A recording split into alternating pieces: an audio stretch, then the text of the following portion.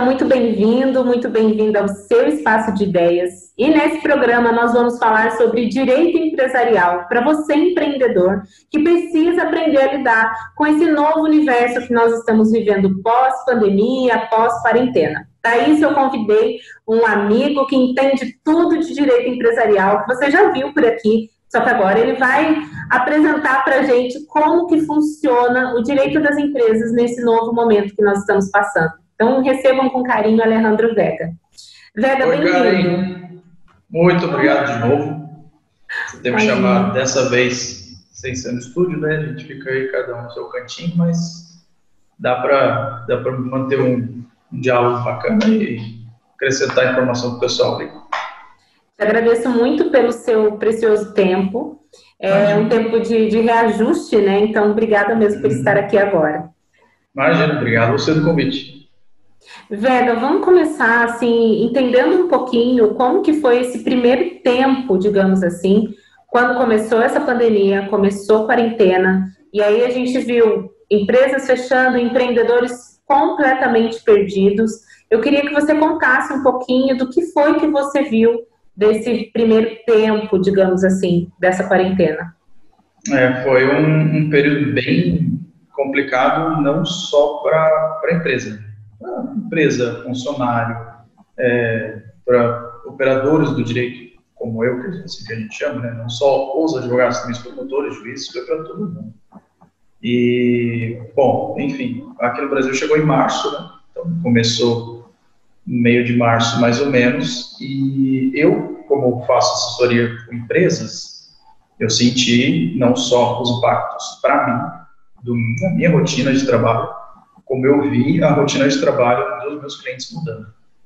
Então, para você ter noção, eu tenho 3 clientes que eles estão sem me pagar, porque eles tiveram que fechar completamente as portas, por impedimento mesmo. Eles não podem ter nenhum tipo de atuação, né? São 2 casas noturnas e uma academia. Tudo bem, a academia voltou agora, beleza. Mas as casas noturnas não tem nem expectativa, né?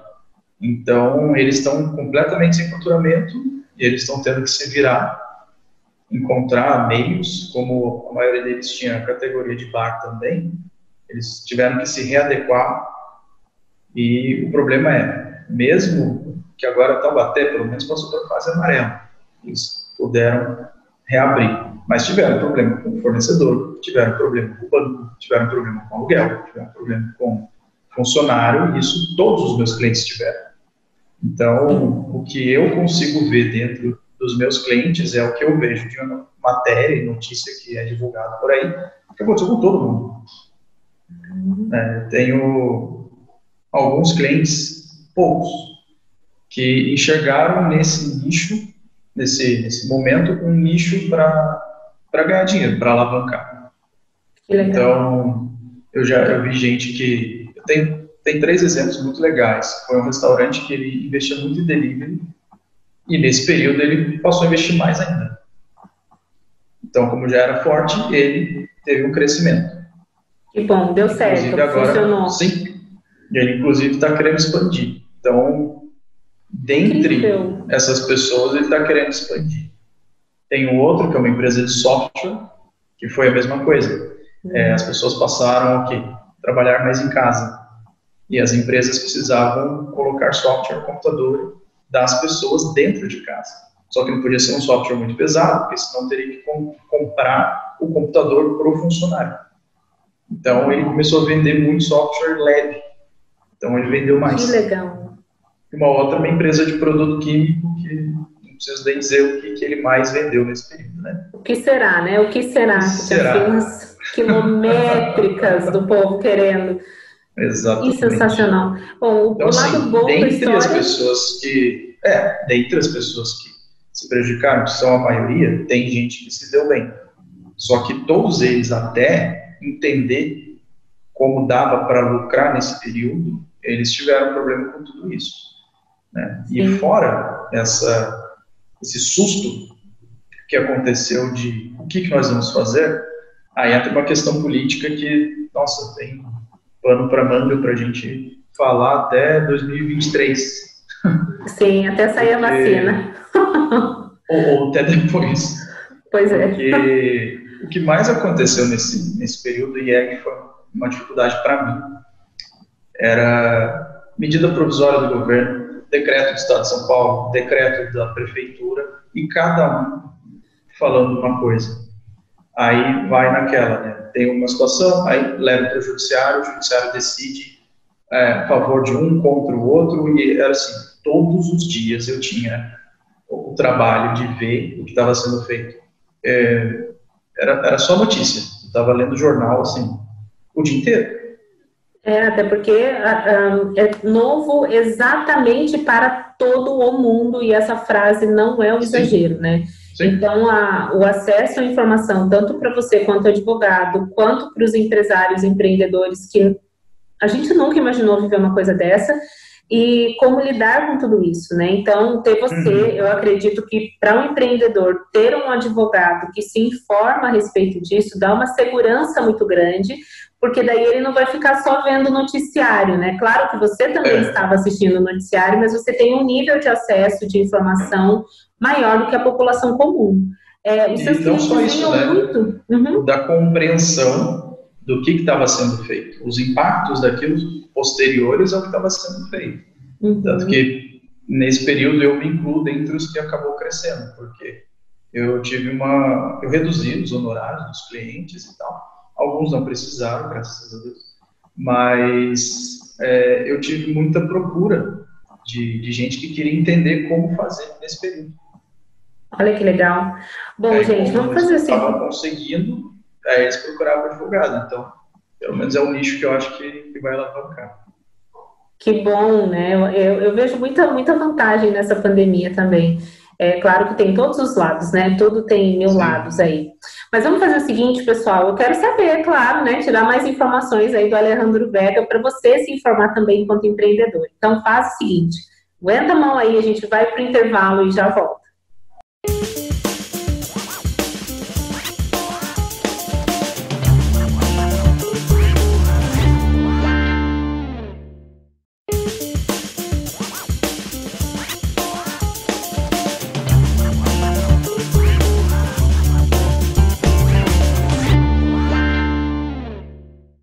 Nós voltamos com seu espaço de ideias e hoje nós estamos falando com Alejandro Vega, que é advogado, especialista em direito empresarial. Você não entende patavina de direito empresarial? Não tem problema, o Vega está aqui para te ajudar hoje.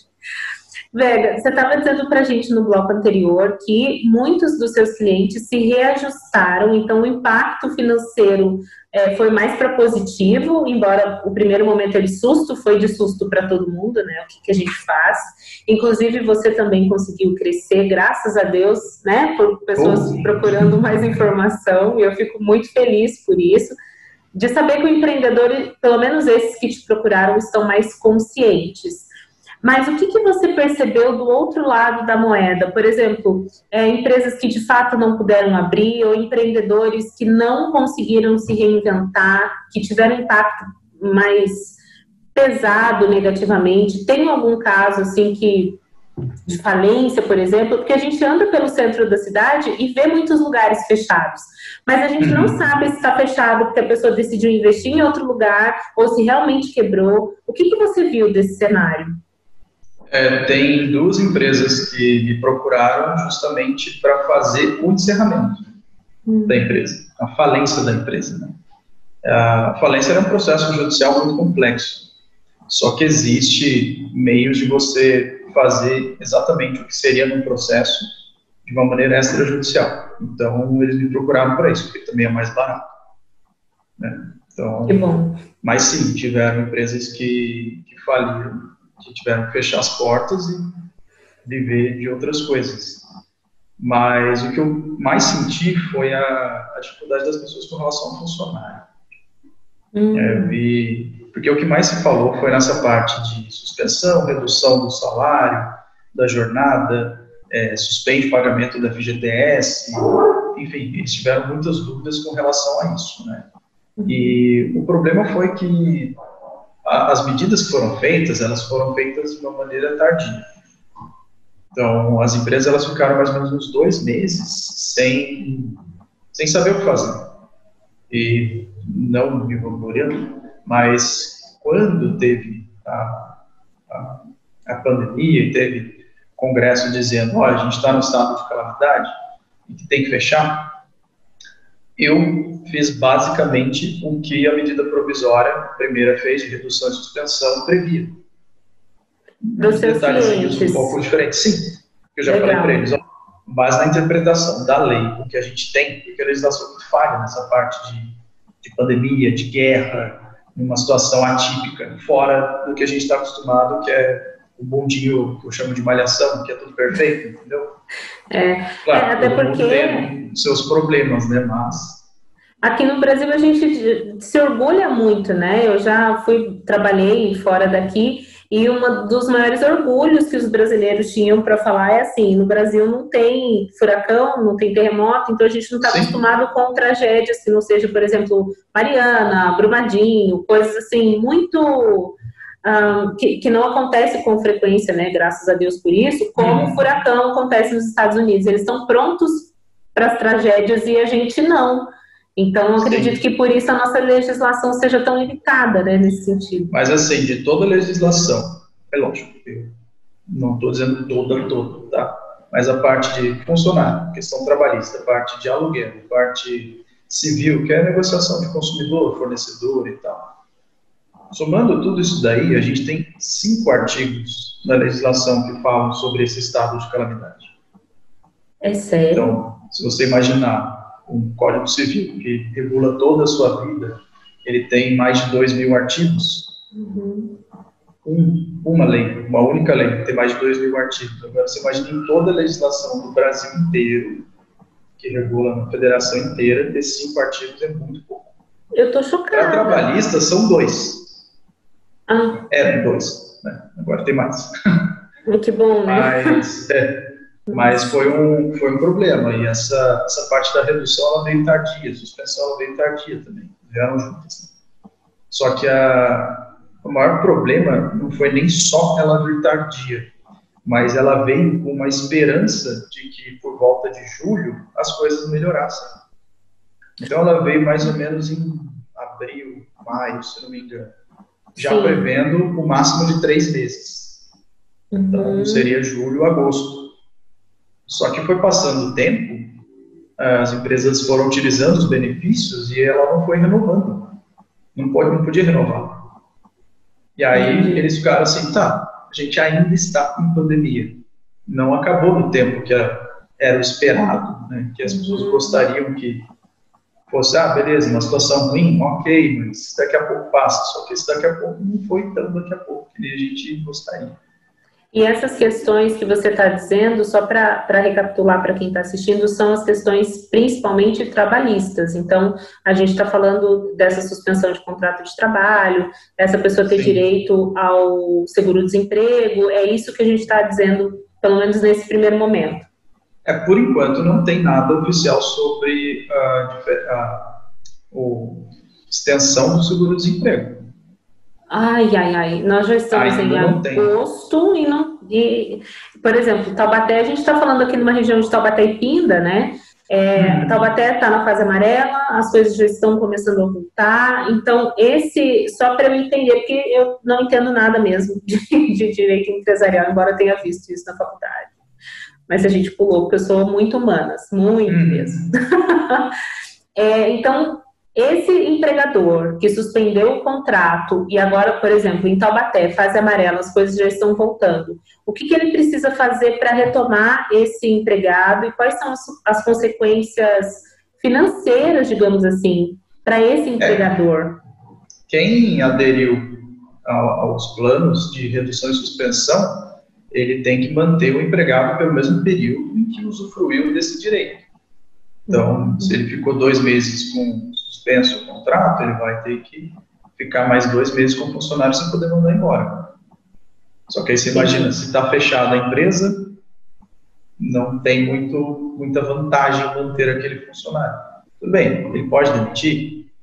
Pode, mas ele vai pagar a multa pertinente.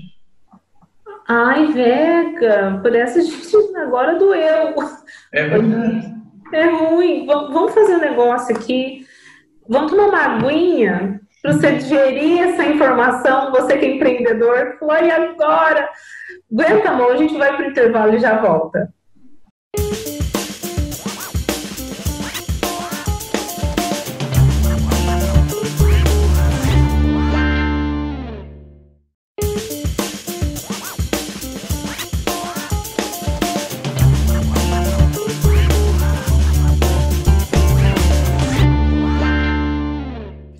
E nós voltamos com o seu espaço de ideias e no programa de hoje nós estamos falando sobre direito empresarial com Alejandro Vega, que está explicando para a gente as dores desse mundo pandêmico e dessa quarentena para o empreendedor e as soluções também, né, gente? Porque o mundo não é só dor, tem que ter uma alternativa para lidar com tudo isso. Vega, você deu assim um balde de água fria na nossa cabeça. Não, mas tem solução. Nessa parte de funcionário, por exemplo, se a empresa tiver com funcionários novos, é até interessante que ele refaça a forma dos contratos e os ajustes dos horários, porque aí ele reduz a folha de pagamento. Legal. Lógico, com o funcionário que ele ainda tinha, ele não tem como reduzir. A legislação não permite a redução do salário. A da jornada, sim, mas a do salário vai manter a mesma coisa. Mas ele tem como readequar. Então, se a empresa estiver disposta, de repente, infelizmente, eliminar o quadro de funcionários para contratar gente nova com um custo mais baixo, já que a possibilidade de horário está reduzida, já é uma vantagem, já é uma forma de você economizar, entendeu? A gente tem que criar as alternativas, né? Que bom. Tá vendo, gente? Por isso que é bom você assistir Espaço de Ideias, porque você não pensa, o advogado já pensou 3 anos para frente. Pelo menos até a pandemia acabar. Pois é. Ai, ainda bem por isso, né? E essa questão do aluguel, esses pontos comerciais que a gente vê por aí, como é que faz? Nossa, gente, é muito dolorido pensar nesse empreendedor que teve que fechar as portas, não conseguiu dinheiro. E agora? Para renegociar isso? E aí? A legislação da locação, ela permite que você renegocie. Na legislação da locação tem um artigo que fala sobre a renegociação em situação assim, de excepcionalidade e tudo mais. Mas ele é muito genérico, ele não fala de pandemia, de estado de guerra, não fala nada disso. Tá? Mas ele fala que existe possibilidade de renegociar sim. Só que fica a critério do locador querer ou não. Sim, do locador. Nossa. Ele está ali, às vezes é a fonte de renda dele. Às vezes é uma pessoa aposentada, que tem aposentadoria e tem um outro imóvel e acaba fazendo isso o seu ganha-pão. É lógico, tem gente que vive de imóveis e esse daí, ok, de diversos é um pouco mais né? fácil, sim, é mais fácil você negociar. Mas, pelo menos aqui no estado de São Paulo, as pessoas elas estão conseguindo uma liminar na justiça, a redução do aluguel em até 50%. Uau! Esse aluguel daqui para diante ou os aluguéis que não foram pagos? Onde que é o daqui para diante. É o daqui para diante. Uhum. Se ficou alguma coisa pendente atrás, vai ter que pagar. Quem não correu para a justiça para pegar essa redução ou, de repente, não conseguiu a redução direto com o dono do imóvel, aí vai ter que pagar mesmo que ficou para trás. Mas e é por isso que as pessoas acabaram procurando, porque elas queriam resolver vários tipos de problema e esse era um dos principais. Né? Sim. Mas dá para conseguir. Aqui no estado de São Paulo é que eu não gosto de usar termos jurídicos, entendeu? Mas ele é bem pacífico, ou seja, ele é bem amplo a quantidade de desembargadores que permitem essa redução do aluguel. Então, você entra, o juiz, se ele disser não, você entra com recurso, aí o desembargador fala sim. Então, Legal. a maioria entende que sim, que tem que reduzir 50% e tudo mais. Alguns entendem que esse 50% vai ser jogado mais para frente, outros entendem que esse 50% morreu. Calamidade pública e tal. Então, você tem que dar sorte de cair com um juiz ou desembargador que gosta de isentar a pessoa de pagar, entendeu? Entendi. E só a nível de curiosidade, assim, para quem precisa procurar esse tipo de ajuda, claro, Alejandro Vega aqui, você está vendo contatos, você vai falar com este homem que entende do assunto, não vai no Zé da esquina, pelo amor de Deus. Mas quanto tempo, mais ou menos, Vega, nesse processo, tem uma ideia dessa pessoa conseguir esse 50% judicialmente falando? A liminar, ele é um pedido que a gente faz, ele tem caráter de urgência. Então, estimo que, assim, até 10 dias depois que entra com o processo. Olha que legal. 10 dias eu tô sendo até extenso, porque normalmente dá uns 2, 3. Uau. É melhor falar 10, se eu falo 2, 3, aí o cliente fica bravo, não sai em 2, 3 dias, porque depende do juiz que cai e tudo mais. Entendi. Mas ele costuma ser rápido. Legal. E a ideia é justamente que a partir dela, o próximo vencimento já tem que ser com a redução.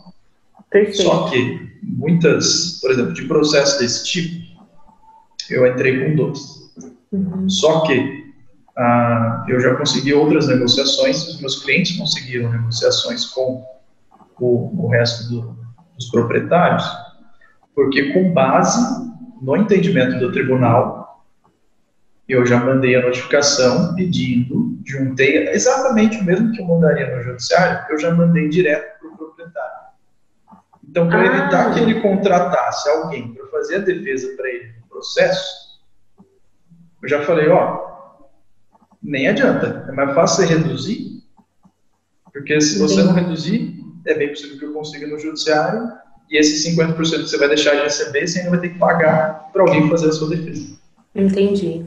Então, gente, tá vendo? Por isso você tem que procurar um profissional competente, que otimiza tempo, dinheiro, seu dinheiro, dinheiro do outro, é uma bênção. E, Vega, a gente está quase encerrando o espaço de ideias, mas eu queria que você falasse rapidamente a respeito de renegociação de dívida. É a mesma coisa do aluguel, enfim, se é que dá para resumir isso, cada caso é um caso, fala um pouquinho. No direito, cada caso é um caso sempre. Mas a legislação do aluguel, ela tem normas próprias. E ela utiliza como base algumas lógicas do direito civil que entra nessa parte de negociação que você está falando. Então, com a parte de fornecedores e banco, é um pouco mais engessado, é um pouco mais complicado, depende da intenção deles. Só que existe um projeto de lei para que seja proibido fazer a negativação de CPF e CNPJ nesse período de pandemia. Chegou no Bolsonaro, o Bolsonaro vetou. Só que existe a possibilidade do Congresso reverter esse veto e ser proibida a negativação. SPC, Serasa, protesto, essas coisas. Então existe possibilidade, que já ajuda. Esse período, né? Considerando esse período, sim, e aí depois, quando que, a partir de quando essa pessoa, se é que tem, né? Isso é né, gente, é uma ideia ainda, que está para acontecer. Todos os projetos, eles estão entendendo que a pandemia vai até 31 de dezembro. Então, todos eles entendem que quando a gente estoura champanhe, a pandemia vai embora. Eles estão acreditando que chega 31 de dezembro, acabou, e a partir de 2021 vai ser tudo lindo, maravilhoso. Que não acredito. Não é bem assim, né? Não vem na taça de champanhe a vacina contra o coronavírus. Mas é questão de acompanhar sempre o noticiário e tal. Se tiver uma pessoa que entende de direito, tiver advogada na empresa, melhor ainda, porque vai poder orientar e ficar de olho sempre. Né? Ótimo. Vega, muito obrigada pelos esclarecimentos, muito rico mesmo, e você sabe que as portas estão escancaradas, né? Volte sempre que quiser e eu vou convidar muito. Pode chamar. Daqui a 2 meses, eu digo 2 meses porque a gente não sabia como é que ia estar a situação 2 meses antes. Né? É verdade. De março para maio mudou muita coisa, de maio para agora mudou de novo. Sei lá como é que vai estar em outubro, novembro. É mesmo. Mas, se quiser chamar aí, Dia das Crianças, né? A gente celebra junto. Vega, muito obrigada. Olha, você que acompanhou o Espaço de Ideias, eu agradeço a sua companhia e quero reforçar aqui embaixo, olha, os contatos do Vega, tem o WhatsApp, endereço, fala com ele aqui no Instagram também, para que você consiga ajuda nesse período e consiga aí se estabelecer. Vai dar tudo certo, confia. Vega, obrigada. Até a próxima. Imagina, obrigado a você. Tchau. Tchau, tchau.